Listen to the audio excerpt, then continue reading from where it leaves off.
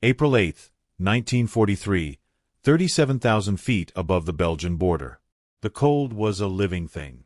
It seeped through the layers of Flight Lieutenant James McLaren's flight suit, through his electrically heated gloves, and into the very marrow of his bones. At 60 degrees below zero, the metal of his Spitfire Mk9 Roger was a leech sucking all warmth from the world. His breath plumed in sharp, crystallized gusts inside the cramped cockpit, each exhale a small rebellion against the frigid void outside the perspex canopy. The world below was an abstract painting of muted greens and browns, smudged by high-altitude haze. Up here, there was only the sun, blindingly bright, and the deep, infinite blue that was not a color but an abyss. His eyes, protected by fur-lined goggles, were locked on the speck. A Junkers Ju-86P, a high-altitude reconnaissance phantom, its wingspan a stark black cross against the blue. It was the reason they were here. 3 Spitfires pushed to their absolute ceiling, their Rolls-Royce Merlin 61 engines straining in the thin, lifeless air. Blue leader, this is Blue 2, visual confirmed. Angels 37, Mac's voice was a rasp, crackling over the VHF radio. Roger, Blue 2. Line astern. We get one pass at this.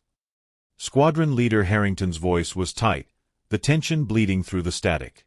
Mac pushed the throttle forward gently, feeling the familiar, powerful thrum of the Merlin through the airframe.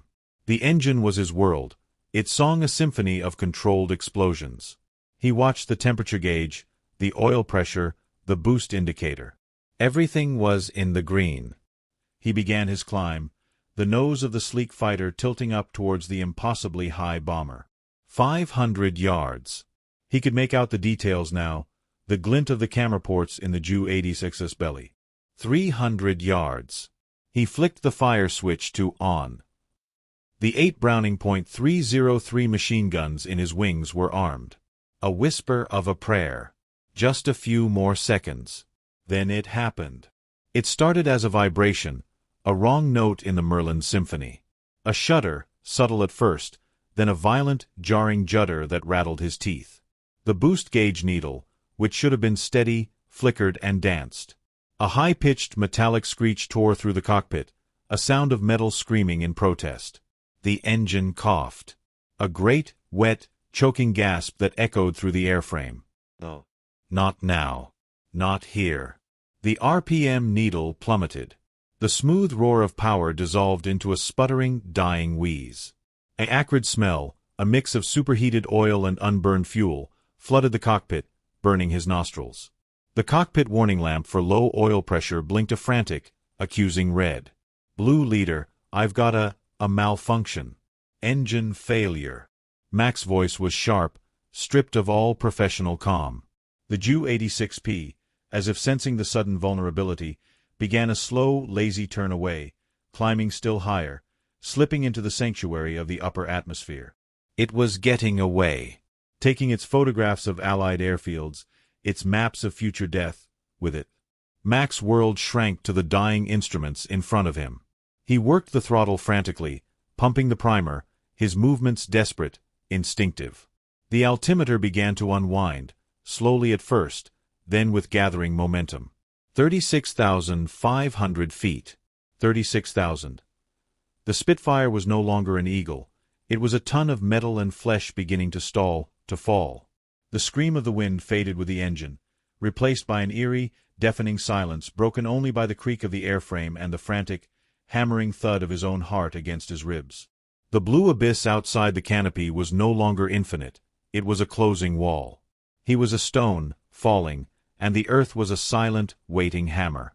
Before we continue this unbelievable story of the simple fix that broke the Luftwaffe's grip on the sky and saved thousands of men like Mac, make sure to subscribe. This channel is built on uncovering the hidden turning points of history, the moments where the war was won not just by generals, but by mechanics, engineers, and unbreakable spirit. Don't miss a single second of what happens next. The world dissolved from paralyzing silence and blinding blue into a cacophony of industry and a landscape of perpetual twilight. The transition was not gentle. One moment, Mac was falling from the heavens. The next, we are buried deep within the earth-shaking din of a shadow factory hidden beneath the English Midlands. The air here was thick, hot, and heavy with the smell of cutting oil, hot metal, and sweat. It was a taste, not a scent, a greasy film that coated the tongue and clung to the back of the throat. The ceiling, lost in shadows and camouflage netting, vibrated with the relentless symphony of production. The shrieking whine of lathes, the rhythmic thunder of drop forges, the relentless hiss of steam. This was the womb where the Spitfire was born, and the operating theater where its ailments were diagnosed. In the heart of this organized chaos, at a bench littered with calipers, micrometers, and the dissected guts of a Rolls-Royce Merlin supercharger, stood Phyllis Patterson. Her coveralls were stained with grease, her hands etched with fine lines of oil that no soap could ever fully erase. She wasn't listening to the factory's roar, she was listening through it. Her focus was absolute, her body still as her fingers traced the polished steel of a linkage rod. "This is the ghost," a voice grumbled beside her. Arthur Pembroke, his face a road map of wrinkles and cynicism, tapped a bony finger on the blueprint spread across the bench. He was a man who had been old before the war started, his spirit worn down by a lifetime of engineering problems that refused to stay solved. The supercharger impeller shaft linkage. At sea level, it's a marvel. At 30,000 feet. He let out a breath that smelled of weak tea and resignation. The tolerances shrink in the cold. The harmonics change. A vibration starts, a flutter. The rod jams in its housing. Just for a second. But a second is all it takes for the boost to die, for the engine to choke. He looked at Phyllis, his eyes sharp beneath bushy white brows. The pilots call it the high-altitude hiccup. A charming name for a coffin nail. As if on cue, a tinny voice echoed from a wireless set on a nearby shelf, the BBC newsreader's tones flat and grave. The Air Ministry announces that Flight Sergeant Peter Higgins and Pilot Officer William Smythe are reported missing from operations over France. Their next of kin have been informed. The words hung in the oily air. They were not just names. They were boys Phyllis had seen in the mess, laughing over a bad joke. They were faces. And in the grim accounting of this hidden war, their loss was another entry on a ledger that was tipping towards failure. Phyllis picked up the linkage. It was cold, precise, deadly. She rolled it in her palm, feeling its weight. It wasn't a design flaw, not in the conventional sense. It was a dialogue between British engineering and physics, and at a certain critical altitude, physics stopped listening.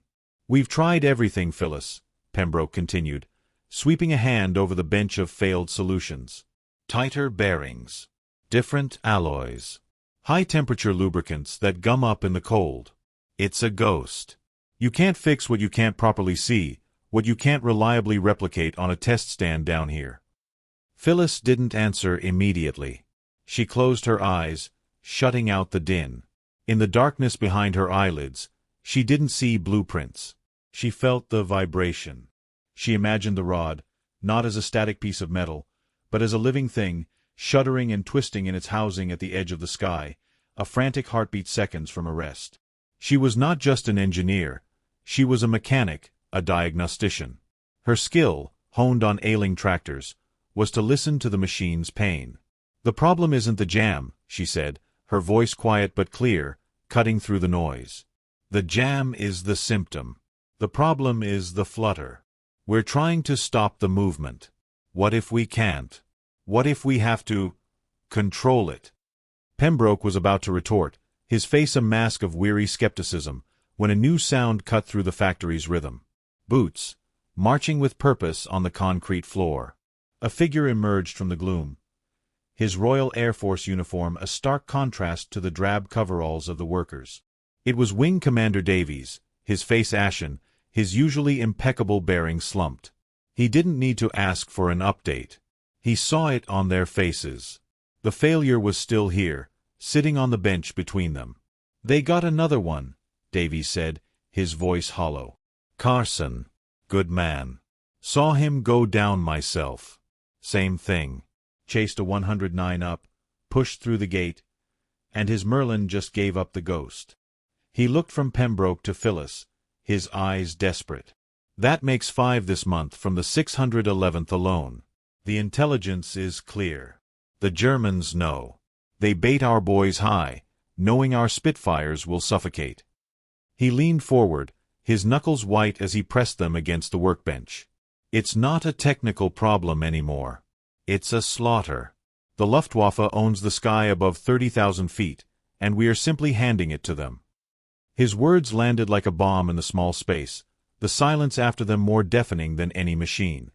The weight of the wing commander's words followed Phyllis out of the factory, a heavy cloak she could not shrug off. The walk back to her Nisan hut was through a landscape of blacked-out shadows, the moon a sliver of bone behind scudding clouds.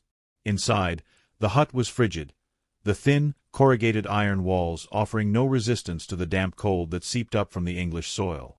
A single, bare bulb hung from a wire, casting a pitiless yellow light on the sparse furnishings.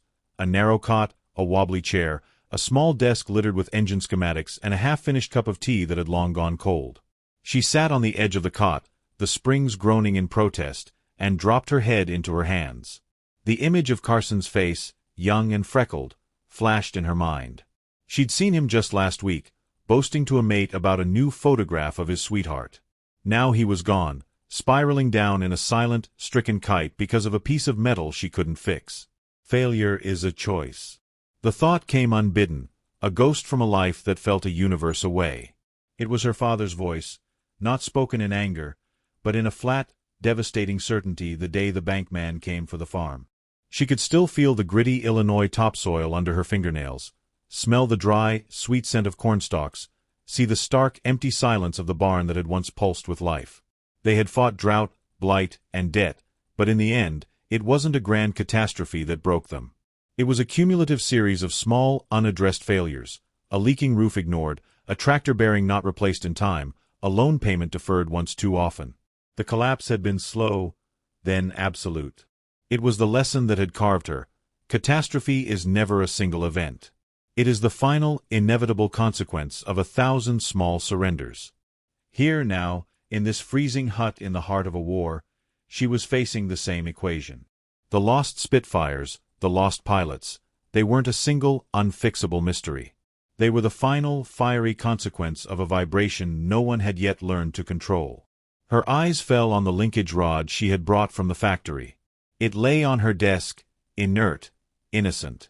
A beautifully machined piece of steel that became a murder weapon at altitude. She picked it up. It was cold, smooth, and unyielding. She tried to feel its failure, to understand the language of its betrayal. Her mind drifted back, not to blueprints, but to a sweltering August afternoon in DeKalb. She was 14. The old John Deere, the one her father said was held together with prayer and baling wire, had developed a violent shimmy in its front wheel at anything above a walking pace. Her father had spent a day replacing bearings, tightening bolts, checking the axle, growing more frustrated by the hour. Exasperated, he'd finally gone to town for a new part, leaving her with the machine. Phyllis had sat in the driver's seat, rocking the wheel back and forth, listening. It wasn't a grind or a knock. It was a looseness. A play. She disassembled the hub again, her small hands moving with a practiced ease. There, she saw it, a minute gap between the outer bearing race and the housing. A space so small it was almost invisible. The wheel wasn't failing. It was allowed to wander, just a fraction of a millimeter, and that tiny freedom built into a destructive dance at speed.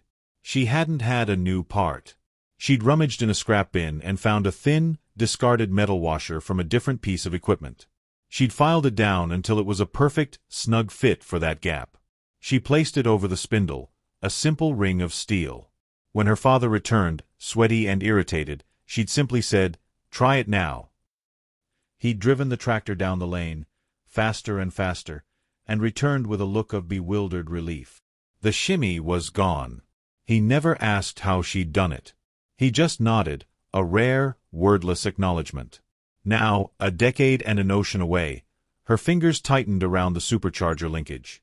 She stared at it, her vision blurring, the cold metal in her hand superimposing itself over the memory of that warm, greasy tractor spindle. The problem wasn't the rod. The problem wasn't even the jam. It was the gap. The tiny, imperceptible space that allowed for the flutter. The engineering principle was to eliminate all play, to make everything fit with perfect, rigid precision. But what if perfection was the enemy? What if, in the chaotic, vibrating reality of a combat engine at its limit, You needed to accept the movement, not fight it. You needed to fill that deadly space not with a rigid fix, but with something that could absorb, could dampen, could control the energy. Her eyes snapped open, focusing on the seized linkage on her bench. The answer wasn't more complexity. It was less. "It's not about strength," she whispered into the silent, cold hut, her breath a pale ghost in the air. "It's about the gap." The idea, once born, refused to be ignored. It burned in Phyllis's mind through the remainder of the night, a small, bright star in a sky of exhaustion and despair. While the airbase slept, its rhythms reduced to the crunch of a sentry's boots and the distant, fading drone of a Lancaster returning from a raid, she was at her workbench in the deserted factory annex. The main overhead lights were off, casting the vast space into deep, conspiratorial shadows. Her world was a single pool of illumination from a gooseneck lamp, its light focused on the metal in her hands. She had bypassed the official parts inventory, the red tape, the forms in triplicate. That was for solutions that could wait. This could not. She'd gone straight to the scrap bin, her fingers sifting through discarded offcuts and failed components until they closed around a small, forgotten bar of phosphor bronze. It was perfect. Tougher than steel, with a slight, inherent springiness, a molecular willingness to absorb shock rather than transmit it. The lathe screeched to life at 3:17 a.m., its whine a solitary protest in the sleeping factory. The sound was sharp, precise, cutting through the silence like a physical object. The smell of phosphor bronze being machined was different from steel, a drier, slightly sweeter scent, with none of the ferrous tang of blood. Curled, golden shavings snaked away from the cutting tool, piling like metallic confetti on the bench. Her hands, though weary, were steady. This was not engineering by committee. This was alchemy by instinct. She wasn't building a new part. She was creating a ghost for a ghost. A whisper to counter a scream. What emerged was deceptively simple. A split-ring washer, no larger than a 10-pence piece. Its outer diameter was machined to a perfect, snug fit within the linkage housing. Its inner diameter was slightly smaller than the shaft, the split allowing it to clamp gently, like a spring. It wasn't meant to stop movement. It was designed to sit in that fatal gap, to fill the empty space with its resilient presence, to absorb the harmonic flutter and convert its destructive energy into harmless heat. Arthur Pembroke found her there as the first gray light of dawn bled through the high, grimy windows. He looked old, defeated, his cynicism having kept him awake as effectively as her hope. "Patterson, what in God's name are you doing?" he grumbled, his voice rough with sleep. "You can't just run machinery all hours." The night foreman. "The night foreman lost a brother over Dunkirk," Phyllis interrupted, not looking up from her work as she deburred the delicate edges of the washer with a file. He looked the other way. Pembroke approached, peering at the tiny, unassuming object in her palm. "What is that? A washer? We've tried shims. They compress. They fracture." "This isn't a shim," she said, her voice low but intense. She held it up to the light. "It's a damper. The problem isn't the jam, Arthur. It's the vibration that causes the jam. We've been trying to build a wall. Walls crack under repeated stress.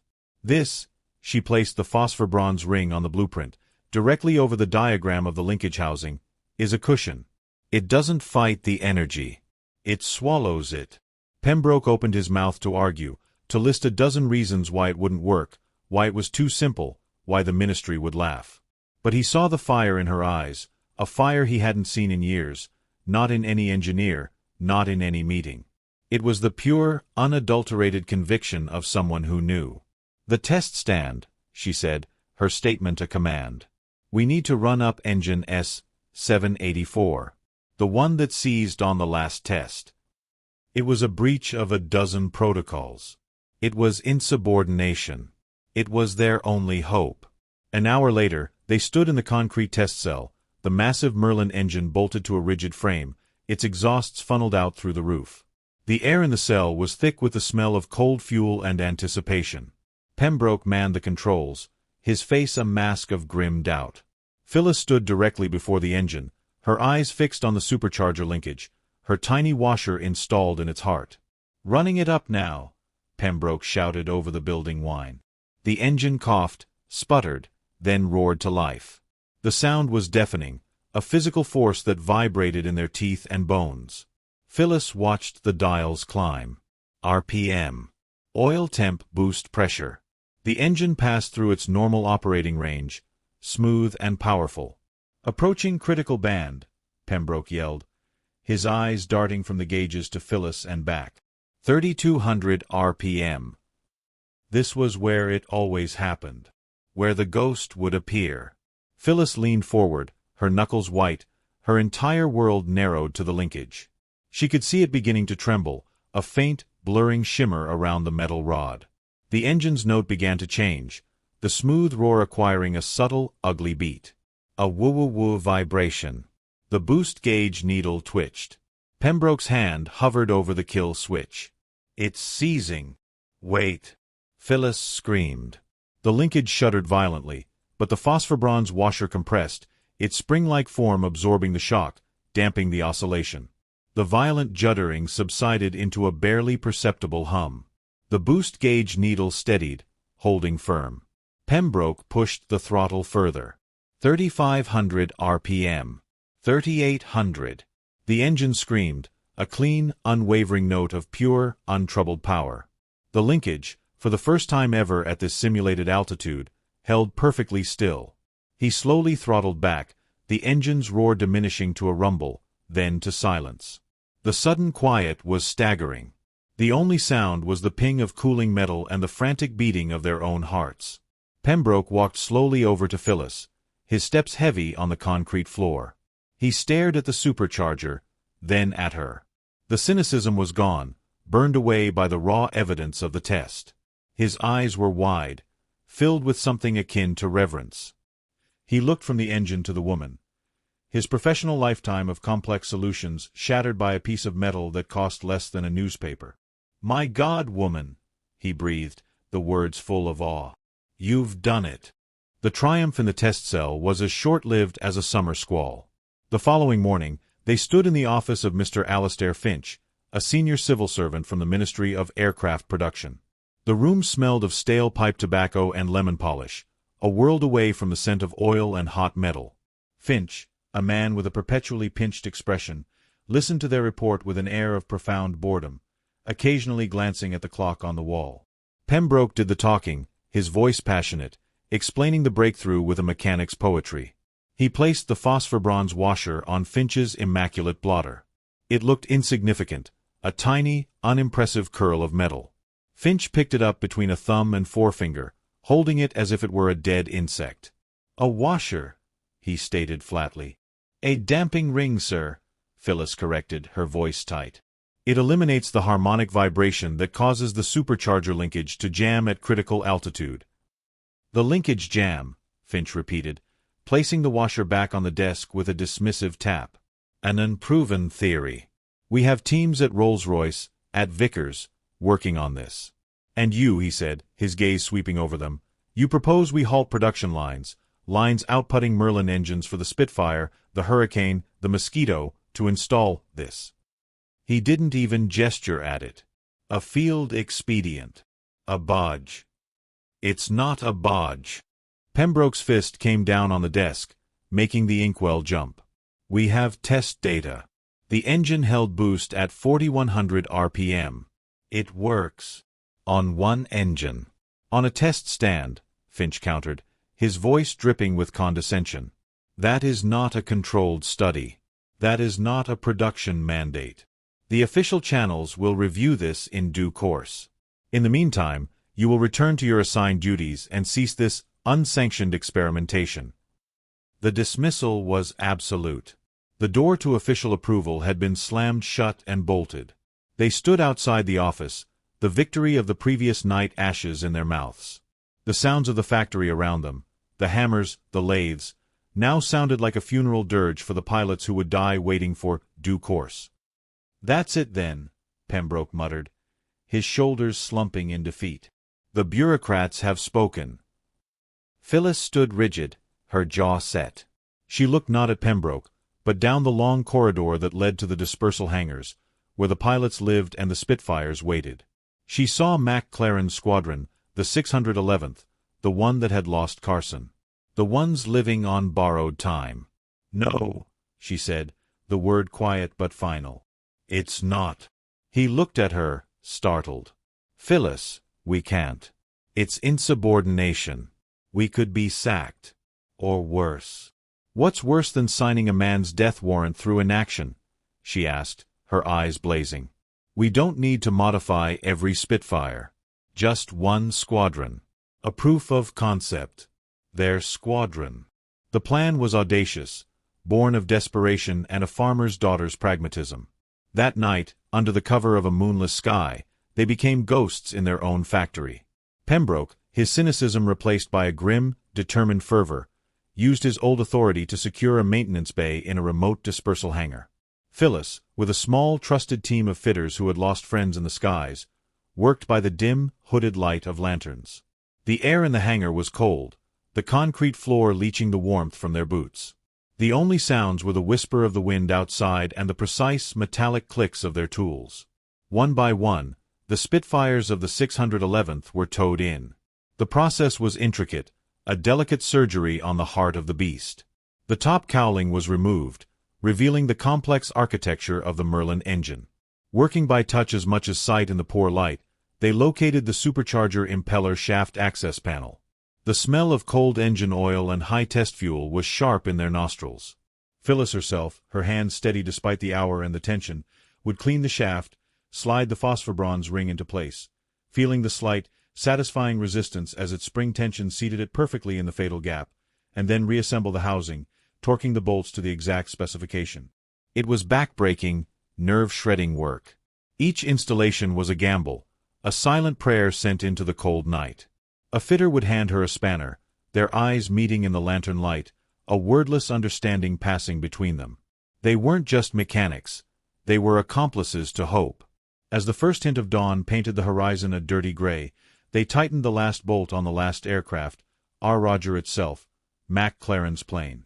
They stood back, a small, exhausted team silhouetted against the dark shapes of the modified fighters. The Spitfires looked no different. They were the same graceful, lethal machines. But they were now something more. They were promises. Pembroke put a hand on Phyllis's shoulder. "It's done."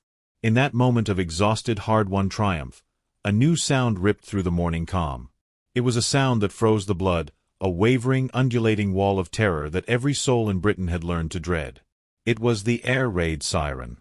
Its mournful wail echoed across the base, a stark announcement that the war would not wait for their proof of concept. The hangar doors were open. The newly modified, untested Spitfires sat exposed on the tarmac, utterly vulnerable. The hunters were about to become the prey. The air raid siren's wail was a physical blow, shredding the dawn's fragile peace. For a single, heart-stopping second, Phyllis stood frozen, her hands still on the cool metal of R. Rogers' cowling, the taste of victory turning to ashes and copper in her mouth. The modified Spitfires were out in the open, sitting ducks on the dispersal pan.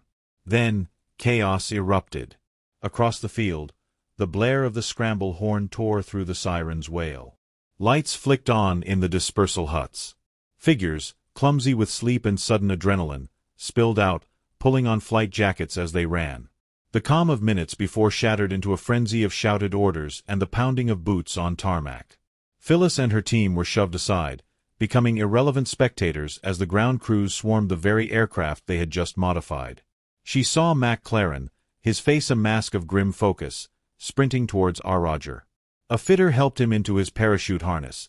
Another handed him his helmet and map. There was no time for pre-flight checks, no time for the careful ritual of cockpit preparation. This was a panic scramble. Mac's eyes met Phyllis's for a fractured moment as he hauled himself onto the wing route. There was no recognition, no shared secret about the new component hidden in his engine's heart. There was only the pilot, a predator being unleashed. He dropped into the cockpit, and the ground crew yanked the chocks away. One by one, the Merlin engines coughed into life. But these were not the smooth, tested purrs of the engine in the test cell. This was a raw, violent awakening. A dozen engines roared, their combined thunder a physical force that vibrated up through Phyllis's legs and into her chest. The air itself thickened with the rich, acrid smell of burning high-octane fuel and blown dust. Exhaust flames, blue and orange, spat from the stubby stacks. Phyllis watched, her heart hammering against her ribs, as Mac's engine settled into a deep, powerful thrum. He gave a sharp thumbs up to his ground crew, who ducked away from the prop wash. Then he was moving, taxiing quickly, jockeying for position in the line of fighters weaving their way to the runway. There was no graceful formation here. It was a desperate, rolling stampede. The first Spitfire, already at the end of the runway, didn't even stop. It turned onto the grass strip and immediately opened its throttle. The Merlin's roar climbed to a shattering crescendo, the sleek aircraft bouncing once on the uneven turf before becoming airborne, its undercarriage retracting as it clawed for altitude. Mac was next. Phyllis saw his head swiveling, checking his instruments, then he shoved the throttle forward. Our Roger surged down the runway, a blur of dark green and gray, and then it was up, a graceful, deadly arrow joining the ascent. She stood there, hands clenched into fists at her sides, watching the squadron become specks against the bruised pre-dawn sky, the sound of their engines fading into the relentless, ominous wail of the siren. This was not the test.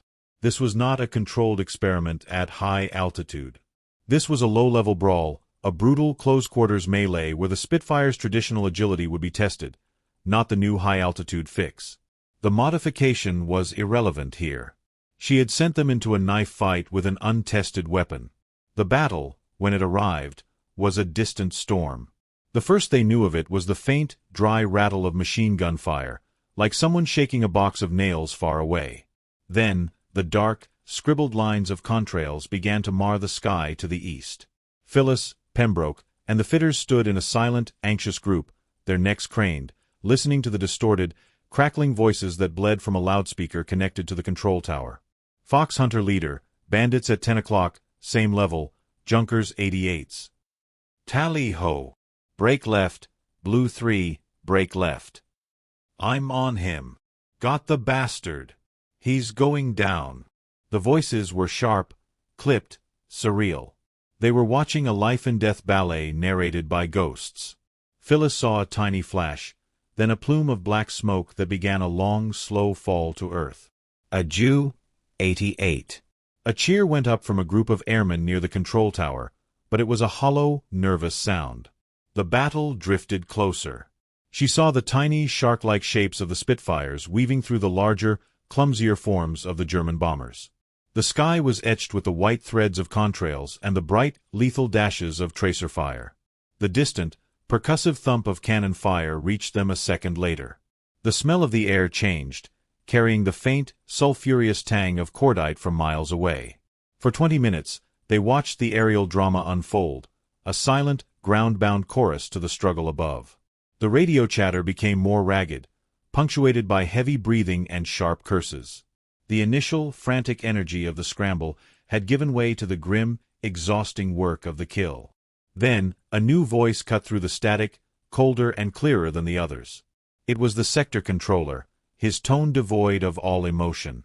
Fox Hunter leader, be advised. New plot. Bandits, high. More than 30 plus. Their BF 109GS, diving from the sun. The message hung in the air, a death sentence. Phyllis's blood ran cold. Mac and his squadron were low, likely low on ammunition and fuel after the brutal fight with the bombers.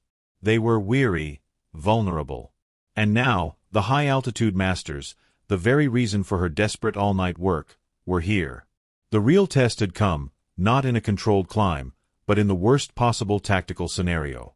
The 611th Squadron, spent and bleeding, was being forced to climb and meet a fresh, superior enemy force in the thin, cold air where they had always been murdered. A cold dread, colder than the air at 30,000 feet, gripped Phyllis's heart. This was the nightmare scenario. The one Pembroke had described in the Shadow Factory, the one the wing commander had lamented. The bait had been taken, the fighters were low and weary, and now the hammer was falling from the sun. Through the tower loudspeaker, they heard Mac's voice, strained but controlled. Fox Hunter Squadron, climbing turn, now. Go to emergency boost. Go now. The order was a gamble of the highest order. Emergency boost, pushing the throttle through a wire gate to force a higher manifold pressure, was what always triggered the failure. It was the final, desperate demand that the Merlin engines could not meet. It was the kiss of death. Phyllis closed her eyes. She could see it in her mind, as clearly as if she were in the cockpit with him. The nose of R. Roger tilting up, the G-force pressing Mac back into his seat, the Earth falling away as the sky turned from blue to indigo. The airspeed bleeding off, the controls growing sloppy in the thin air.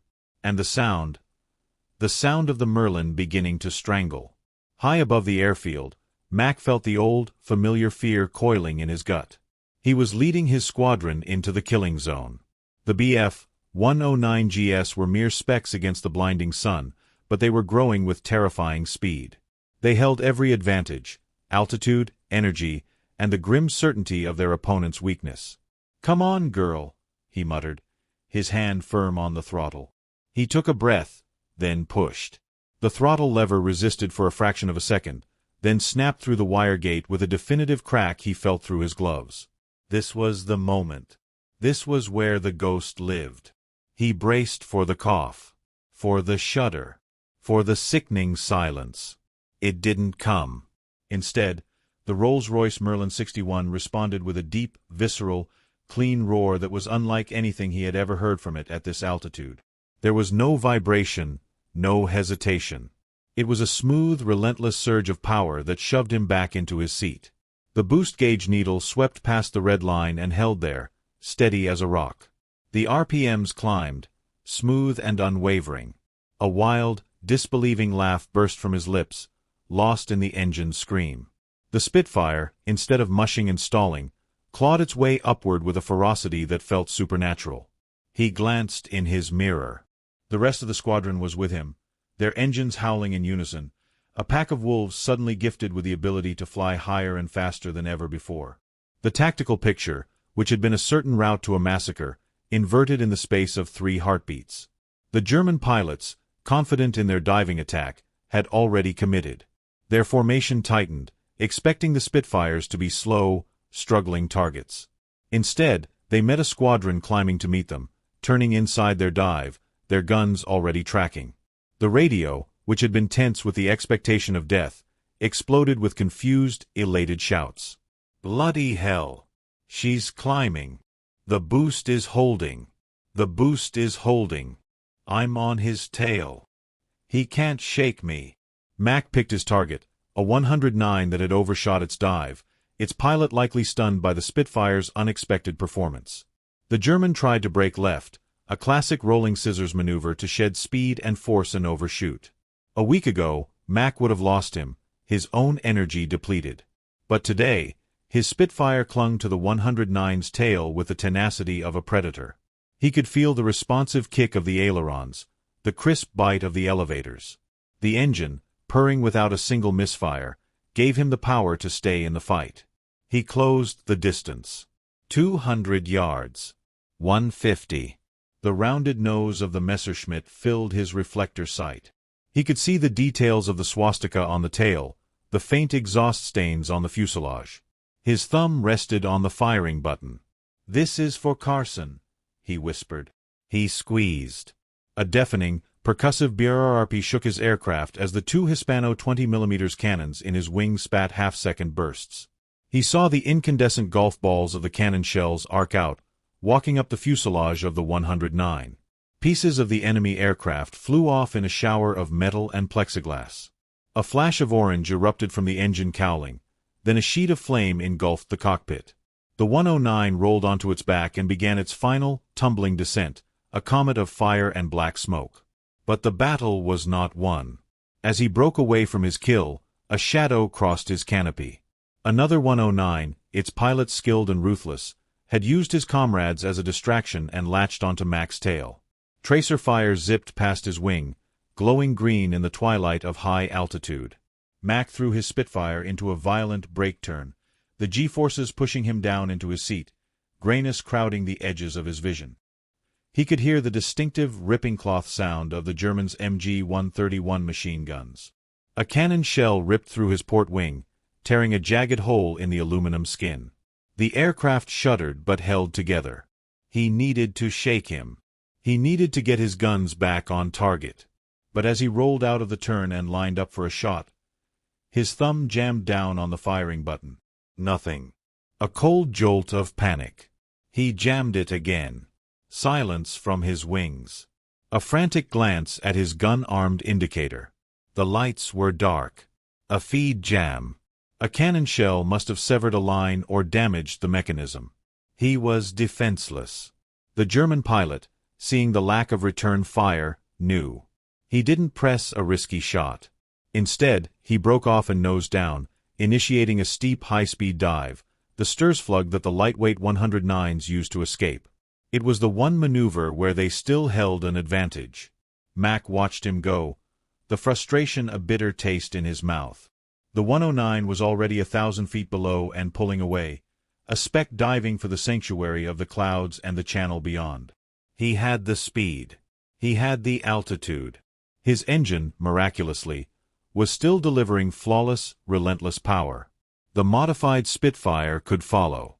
It could chase him all the way to the deck. But to do so was to risk everything. A high-speed dive tested the airframe to its absolute limit. Rivets could pop, wings could fail. He made the decision in a heartbeat. Shoving the control column forward, Mac tipped R. Rogers nose down and plunged after the fleeing 109, pushing his aircraft, and the secret hidden in its heart, into the unknown. The world slowed. The screaming dive, a near-vertical plunge that had strained every rivet in R. Rogers' airframe, bled away into a long, gentle curve over the airfield. The roar of the Merlin faded to a weary grumble as Mac throttled back, the aircraft shuddering as he lowered the undercarriage. The wheels kissed the grass runway with a sigh of relief, a puff of smoke from the tires. He was down. Taxiing back to dispersal, the silence was profound. It wasn't just the absence of engine noise. It was the absence of the battle's adrenaline, the terror, the fury. It left a hollow, ringing quiet in its wake. He cut the engine, and the sudden void of sound was itself deafening. The only things he could hear were the ping of cooling metal and the ragged sound of his own breathing inside his oxygen mask. He pushed back the canopy. The air that hit him was thick with the smells of victory and loss, the sharp, acidic tang of cordite from his own guns, the sickly sweet scent of high-octane fuel, and beneath it all, the distant, ominous smell of wood smoke from a crashed bomber burning on the horizon. He sat there for a long moment, his hands still gripping the controls, his body trembling with spent adrenaline. He looked at the jagged cannon shell hole in his port wing, the torn aluminum like a bloody wound. He had made it back. They had all made it back. The 611th had engaged a superior force of Bf-109s at high altitude, and not a single aircraft had been lost. It was unheard of. As he climbed down, his legs unsteady on the solid earth, his ground crew swarmed the aircraft, their faces a mix of relief and awe. They saw the damage. They heard the first, breathless reports from the other returning pilots over the R/T. The news was already spreading through the base like a current of electricity. Something had changed. Mac didn't join the backslapping and the excited chatter. He walked away from the dispersal pan, his parachute pack heavy on his shoulder. He had one destination. He found her in the shadow factory, standing at her bench. She wasn't working. She was just standing, staring at a blueprint, her shoulders tense, waiting. The din of the machinery seemed to part around her, a silent bubble of anticipation. He walked up to the bench and stopped. Phyllis turned. Her face was pale, smudged with oil and exhaustion, her eyes searching his. For a long moment, they just looked at each other. The pilot and the mechanic. The man who had faced the ghost and the woman who had exorcised it. Mac didn't smile. He didn't offer a triumphant declaration. He simply reached into the thigh pocket of his flight suit and pulled out an object. He placed it on the bench between them with a soft, metallic click. It was a spent 20mm Hispano cannon shell casing. "It held," he said, his voice hoarse, raw from the thin, cold air and the strain of combat. "At 34,000 feet. Through emergency boost. It held, and it climbed like a homesick angel." He tapped the shell casing. "I got one. For Carson." Phyllis looked down at the brass casing, gleaming dully under the factory lights. She didn't touch it. She simply nodded, a single sharp dip of her chin. Her eyes glistened. No words were needed. The simple, brutal elegance of the object said everything. It was a receipt. Proof of life, purchased with a piece of metal that cost 60 cents. The story did not end there. It expanded. The Patterson washer was no longer a secret, no longer a bodge. It became a mandate. The bureaucratic walls erected by men like Finch crumbled in the face of the 611th's flawless combat record. The modification was rushed into production. The simple phosphor bronze rings manufactured by the tens of thousands, flown to squadrons, installed in hangars across Britain and later, in fields across liberated Europe. The high-altitude war changed overnight. The Spitfire, and later the Mustang with its licensed Merlin engine, became the undisputed master of the thin, cold air where strategic battles were won. The Bf-109's critical advantage was neutered. The ledger of loss, so grim for so long, began to tilt. It was calculated, in the cold, analytical aftermath of the war, that this simple modification, this acknowledgement of a gap, and the filling of it not with force, but with intelligence, saved an estimated 2,100 pilots from death or capture. 2,100 sons, brothers, and fathers who came home. Years later, after the silence had fallen and the factories had retooled for peace, a single, tarnished phosphor bronze washer sat on a desk in a quiet study in DeKalb, Illinois.